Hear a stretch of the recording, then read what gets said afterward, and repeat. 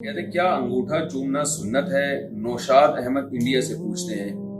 ہمارے ہاں کچھ لوگ کہتے ہیں کہ انگوٹھا چومنا حضرت آدم علیہ السلام کی سنت ہے، اس بارے میں وضاحت فرما دیں کہ کیا یہ مسنون ہے یا نہیں۔ یہ جو کہا جاتا ہے آدم علیہ السلام کی سنت ہے، اس بارے میں کوئی صحیح حدیث موجود نہیں ہے، کہ بلکہ ضعیف حدیث بھی نہیں ہے کہ آدم علیہ السلام نے کوئی انگوٹھے چومے تھے۔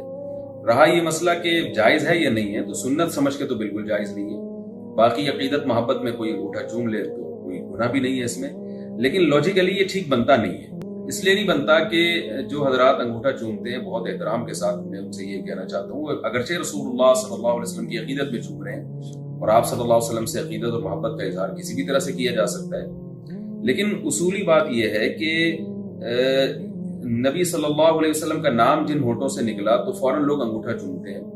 تو دیکھیں، انگوٹھے کا اس نبی صلی اللہ علیہ وسلم کے نام سے کوئی تعلق نہیں ہے۔ اب آپ صلی اللہ علیہ وسلم کا نام مبارک جن ہونٹوں سے نکلا، ان ہونٹوں کو اگر کوئی چوم لے تو بات سمجھ میں آتی ہے کہ بھئی ان ہونٹوں سے نبی کا نام نکلا ہے۔ نبی صلی اللہ علیہ وسلم کا نام مبارک جن ہونٹوں سے نکلا، جس کے کان میں گیا، اس کے کان چوم لیے جائے کہ بھئی یہ وہ مبارک کان ہیں جن میں محمد صلی اللہ علیہ وسلم کا پیارا نام ان کانوں نے سنا ہے۔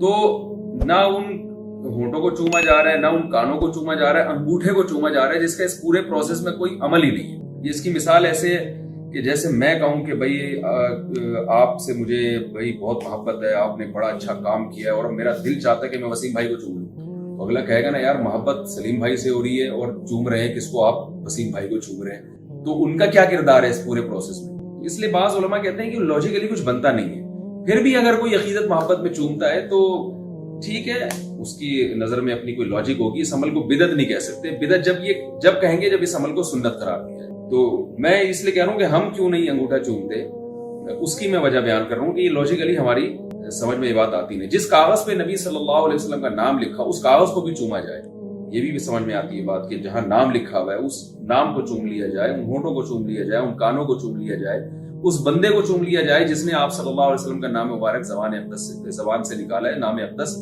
لیکن یہ انگوٹھے کا اس پورے پروسیس میں جو ہے وہ کوئی کردار سمجھ میں آتا نہیں ہے۔